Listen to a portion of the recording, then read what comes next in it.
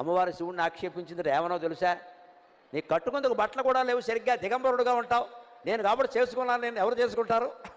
పులితోలు కడతావు, ఏనుగుతోలు కడతావు, ఇంకేం లేవు, రెండే బట్టలు. మరి అంతే కదా, ఎప్పుడు పులితోలు లేదా ఏనుగుతోలు, ఏనుగు చర్మం పులి చర్మం, ఇకపోతే నువ్వు కట్టుకునేందుకు ఏం లేదు ఇక్కడ అందుట. అంటే ఆయన అన్నట్ట, పులితోలు ఏనుగుతోలు రెండు దాచిపెట్టాయి, నేను ఏం కట్టుకుంటానో నీకు చూపిస్తాను అన్నట్ట. ఈవిడ కావాలనే పులితోలు ఏనుగుతోలు అయ్యవారికి దొరకకుండా చేసింది. ఈవిడ స్నానం చేసి వచ్చింది కైలాస మానస సరోవరంలో. ఆ తువ్వాలు ఉంటుంది కదండి, అమ్మవారు తుడుచుకున్న తువ్వాలు, అది ఆరేసింది అక్కడ. ఆయన వెంటనే దాన్ని ధరించాట వస్త్రంగా. అమ్మవారు స్నానం చేసి తుడుచుకున్న తువ్వాలని శివుడు ధరించాడు. అదేమిటి అంటే, ఇది అచ్చం పులితోలు ఏనుగుతోలు రెండు కలిపినట్టుగా ఉంది అన్నట్టు. ఎందుకని? అమ్మవారు ఒంటి నిండా పసుపు రాసుకుంది కాబట్టి ఆ తువ్వాలకి పసుపు చారలంటే, అమ్మవారు కస్తూరి తిలకం దిద్దుకుంది కాబట్టి కాటుక పెట్టుకుంది కాబట్టి నల్లటి చారలు కూడా అంటే, నల్ల చారలు పసుపు చారలు ఉంటే పులితోలే కదా అన్నట్టు.